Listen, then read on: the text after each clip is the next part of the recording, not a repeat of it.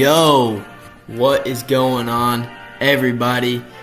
It is your boy, Anchor MMA, and I'm back with another video today to go over my UFC Freedom 250 picks and parlays. Alright, enough of the music. You may be wondering why I'm posting this earlier in the week. Usually I post it around Thursday, Friday. I am actually going to be attending UFC Freedom 250. Obviously, I won't be in the crowd. I will be at the Fan Fest. But I will be in attendance nonetheless. Therefore, I won't have a video out as soon as the fights are over. But I will end up posting a video about my experience, about the fights, about everything. But yeah, let's get started with the first fight of the night. Diego Lopez versus Steve Garcia. You know, this one I've really been contemplating going back and forth because I think people are really underestimating Steve Garcia in this fight. But Diego Lopez has proven time and time again that he is championship caliber. Yes, he's lost to Volk, the greatest that division has ever seen. So, I think you give Diego Lopez a guy like Steve Garcia, a guy like Gene Silva, a guy like Movsar Evloev, he will have success no matter what. I promise you, Diego Lopez will not get his lights shut out by Steve Garcia. Steve Garcia hasn't fought amazing competition. He fought Melquizael Acosta, and the rest are nobodies. So this is a big step up in competition for him. I don't think he's ready yet, especially for a guy like Diego Lopez, who has a granite chin, won't get knocked out, and he's just a great all-around fighter. So I'm going to go with Diego Lopez by unanimous decision. I don't think Diego Lopez will catch him because I don't think Steve Garcia will rush in like Gene Silva was doing and make a very bad lapse of judgment. But Diego Lopez by unanimous decision, I feel is the right pick overall. Diego Lopez isn't going to maraud at you, swinging big old hooks trying to put you out immediately. He's going to counter you. He's going to find a way to try to put you out, try to damage you. Steve Garcia is going to get beat the hell up and embarrassed on the White House lawn by Diego Lopez. His face is going to be all fucked up, and it'll be a great moment for Diego Lopez to get another win at another big event. Next fight, we got the fight nobody asked for, the fight nobody cares about, Bo Nickel versus Kyle Dawkins. I'm not going to explain this too much. They're giving Bo Nickel a pretty easy matchup. I saw that video of the interview with Chael Sonnen. I don't understand how on earth you could call for a title shot after beating Kyle Dawkins when 2 fights ago you got TKO'd to the body by Rainier de Ridder. Rainier de Ridder isn't even in that division anymore. He got fraud checked so bad by Brendan Allen that he is no longer in the same division. But nonetheless, I'm just going to go with Bo Nickel by unanimous decision. Last time out, he surprised a lot of people by having that head kick KO. That really made a lot of people take him more seriously. Again, I don't like the fact that he's on the White House. I don't like the fact that he isn't the first fight of the night. Well, maybe that's good. This is a nothing fight. This means nothing to me. I don't. This is whatever to me. Bo Nickel by unanimous decision is my pick. Up next, Mauricio Rufy versus Michael Chandler. People are counting out Chandler, man. I think no. Mauricio Rufy by round 1 KO is, I was going to say it's the only outcome, but I think maybe Chandler could survive to round 2, round 3, maybe make it to a decision, but get 30-26, 30-25s. Don't bring up 30-25s. My boy Buck, I did wrong. But I think Rufy will find a quick finish. He is literally coming out and saying he's going to trick shot him and finish him the way nobody has been finished in the UFC before. He's a maniac. Who does that type of stuff? Who does that? That is ridiculous. I've only seen people like Connor, people like Demetrius Johnson.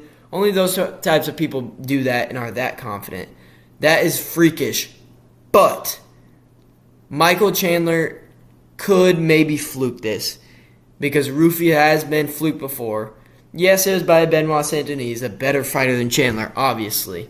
But I'm just saying, I don't think this is as much of a absolute slow pitch softball pitch right down the middle for Mauricio Rufy. Michael Chandler's tough. He's got a solid chin. I think he'll put up a better fight than people think. Kind of regretting putting round 1 KO, but I'm going to stick to it. I think he will survive to the second round. But next fight, we have Josh Hokett versus Derek Lewis. All right. Before I say anything, guys, remember the stakes. Josh Hokett almost got put out on the feet by Curtis Razorblades. Derek Lewis, most finishes in UFC history. Most knockouts in UFC history, I mean, yes, he's washed. Yes, he took a dive against Waldo. He's on the White House lawn in front of President Trump, who specifically asked for Derek Lewis there. I'll go with Josh Hokett by round 2 TKO. But I genuinely think there is a real shot Derek Lewis flukes a knockout over Josh Hokett on the White House.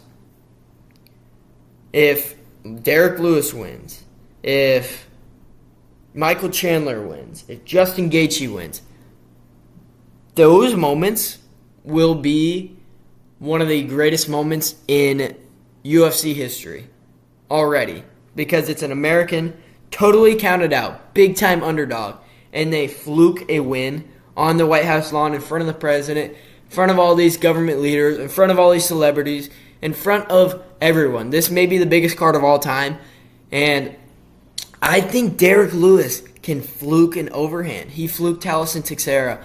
Yes, he's terrible. Yes, Talison is absolutely horrible. But it just shows Derek Lewis still has that fluke ability. Obviously, it's not as much as it used to be.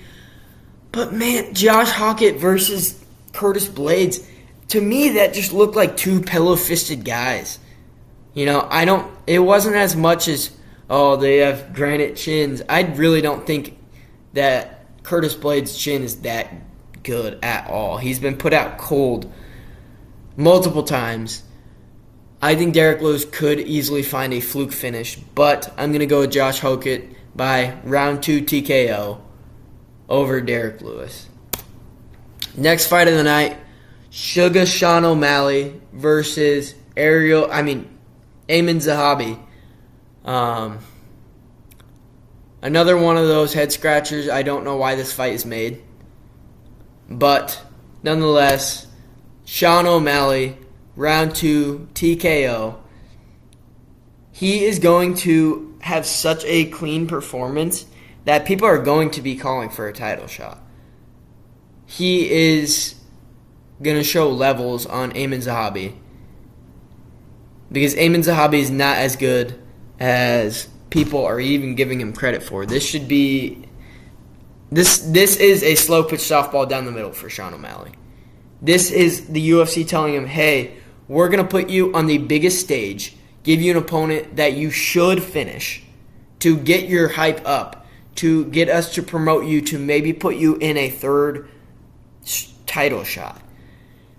And I think Sean O'Malley has a masterclass in round 1, and I think he finds the finish in round 2. And Ayman Zahabi gets absolutely embarrassed on the White House lawn. I know I've already said that this video, but I think Sean O'Malley will show levels. Sean O'Malley is still an incredible fighter. I truly do believe that. Yes, I did think the Song Yadong fight was a robbery, but this is a perfect scenario for Sean O'Malley. This is a good opponent for him. This is the perfect thing the UFC could have done to promote Sean O'Malley to the absolute max. So I'm going to go Sean O'Malley, round 2, TKO.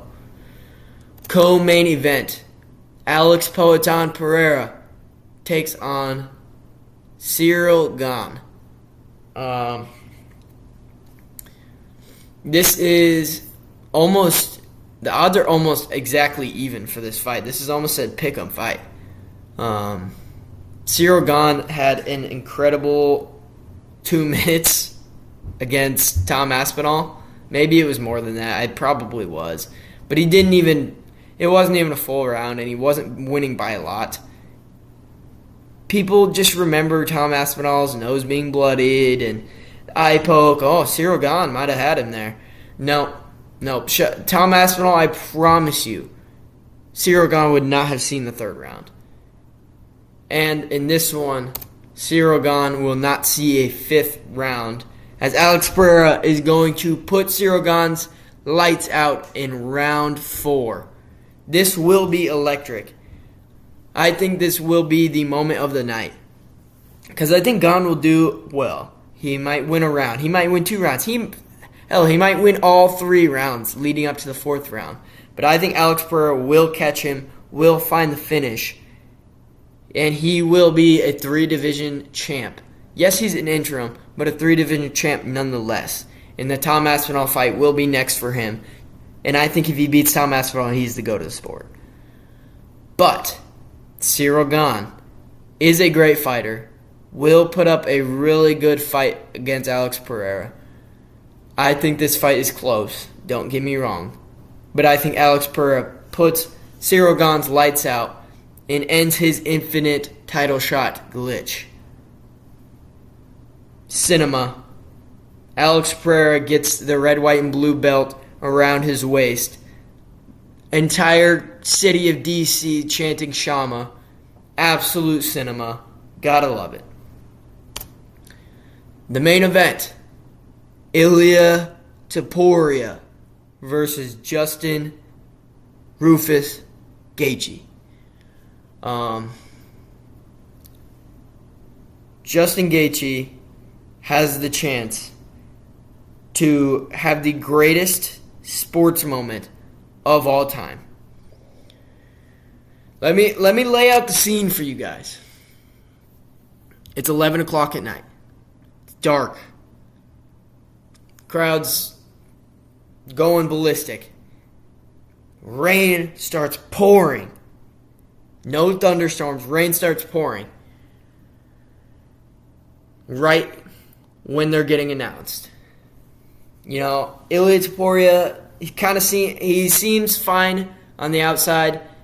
The fight starts. Ilia's slip in, foot movement isn't where he wants. He's not super comfortable. Justin Rufus Gaethje, he is a madman. He has severe autism. I'm just gonna put it out there. Justin Gaethje, I feel like he would thrive in that atmosphere. Pouring rain. Justin Gaethje catches Ilia Topuria, puts him out cold on the White House. The entire D.C. goes crazy. There's riots. Pandemonium across the world. The American takes down the unbeatable champion, being a huge underdog. At the White House, on the White House lawn, in front of the president. The president comes out, puts the belt around Justin Gaethje. Greatest moment in American sports history. Greatest moment in world sports history. But Ilia Topuria is going to murder him inside 2 minutes. Justin Gaethje stands no realistic chance.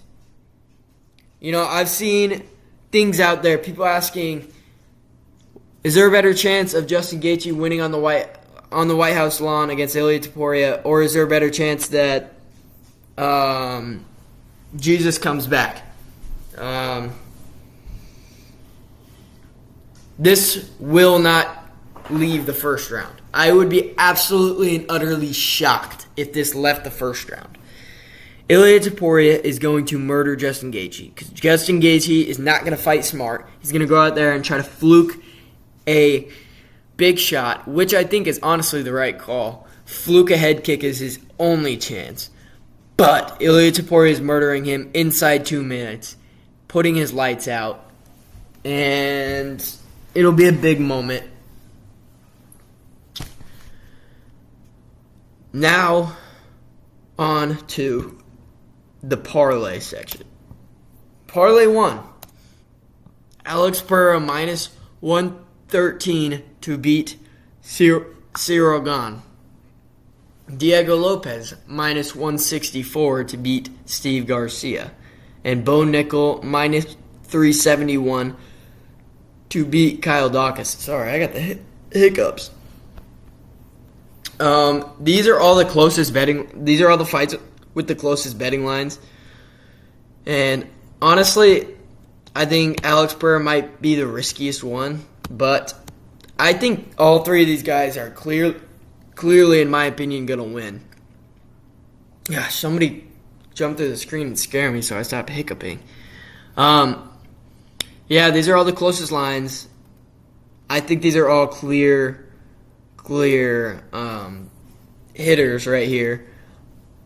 And I think this is a good 3-leg parlay. Parlay number 2, we got Diego Lopez over 31.5 significant strikes. Bo Nickel over 1.5 rounds with Kyle Dawkins. And Alex Pereira over 0.5 knockdowns. All of these are risky, but all of these could happen. This is probably the riskiest parlay this video, I would say. Yeah, this is a tough one. I could see Bo Nickel putting his lights out in round 1. I could see Diego Lopez not having an incredible performance or just putting him out pretty early. And I could see Alex Pereira maybe losing a close decision to Cyril Gane, or maybe winning a decision for all I know. These are all risky, but I think I made this one on Prize Picks, so this is a good Prize Picks parlay. But you guys might not be expecting this, but I have a third parlay for you guys. And this one might be my favorite. Diego Lopez and Steve Garcia to have over 7.5 minutes of fight time. Sean O'Malley over 0.5 knockdowns. And Ilia Topuria over 0.5 round 1 KOs. This is the riskiest one. It's my favorite one. And it has the biggest payout. I think the Ilia one I'm very confident in. Diego Lopez, I'm confident in. If he finishes him, he won't finish him in the first round. I think maybe round 3, maybe round 2. You know, if Diego Lopez puts him out cold at the beginning of the second round, so be it. That's on me. And I think Sean O'Malley clearly will find a finish, so he will knock him down at some point. So, I appreciate you guys checking out the video. I would appreciate it if you guys checked out my recap of the fights and my whole experience going to UFC Freedom 250. I would appreciate if you guys checked out that video when it comes out. I appreciate you guys checking out this video. It really does mean a lot to me. I'm sorry I don't post as often as I want to. I'm a busy guy, but like and subscribe down below. Comment if you agree or disagree with any of my takes. If you think I'm an idiot, comment down below. Yeah. Have a great day, you guys. We'll see you next time.